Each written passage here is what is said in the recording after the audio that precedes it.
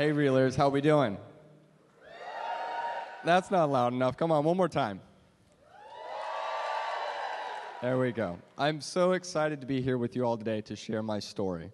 I feel that I am very lucky to be a volunteer of your American Cancer Society. It has been one irreplaceable experience. My story starts 24 years ago in 1987 with a journey across the pond to Europe. My mom, Linda Reed, and my dad, Reed-Feir, were traveling around France and Spain, celebrating each other's company, and soon to be bringing me into the world. A week into this fun-filled trip, their vacation took a different course. My mom started feeling really weak and was unable to get out of bed for days at a time and was unable to eat. She would complain that her back was hurting her, and my dad made the executive decision to return home so that she can see her doctors. After getting some blood work done, an emergency call from her doctor came, and we rushed my mom to the hospital. Soon, she was diagnosed with cancer in her spleen, her liver, spine, and peritoneal cavity. Within weeks, the doctors decided I had to be delivered early so that they can start my mom's treatment. I was born on July 15th, 1987. As my dad would call me, I was a little wet chicken. 9 weeks premature and a whopping 2 pounds, 14 ounces. I was born out of a fire.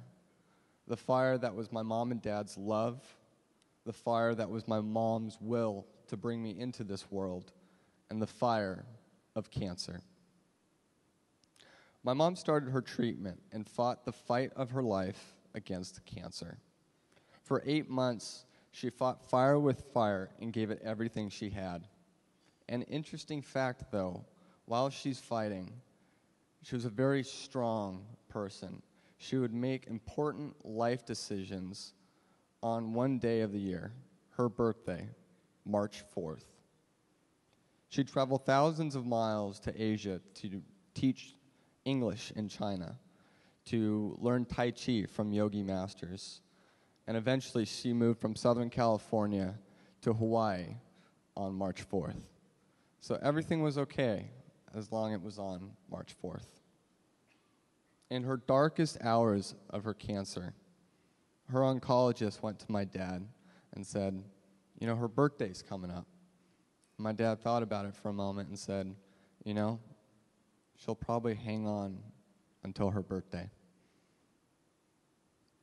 A few days later, Linda Reed, once again, on March 4th, escaping cancer's final fire on her body while leaving behind a young life yet to begin, me. Over the years, I've lost several people to cancer. Grandparents, cousins, friends, and even people I don't even know. Each person has a special place in my heart and builds on my fire and desire to fight against cancer. It took me nearly 15 years to get to the point where I said, enough.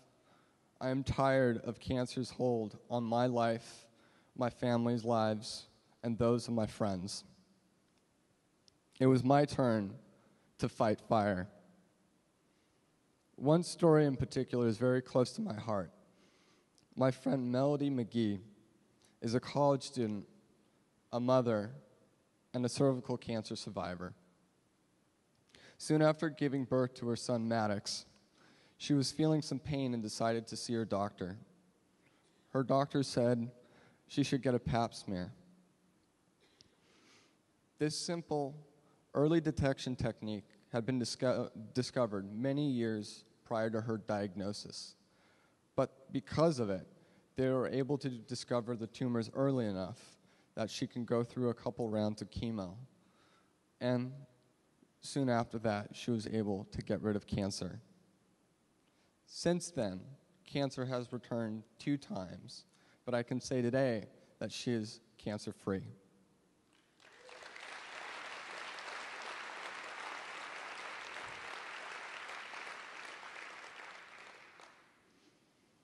Melody's story exemplifies the reasons why I continue to relay, why raising funds for research are so critical. Melody is a mother who fought cancer. She won, and now she can enjoy living a life with her son Maddox.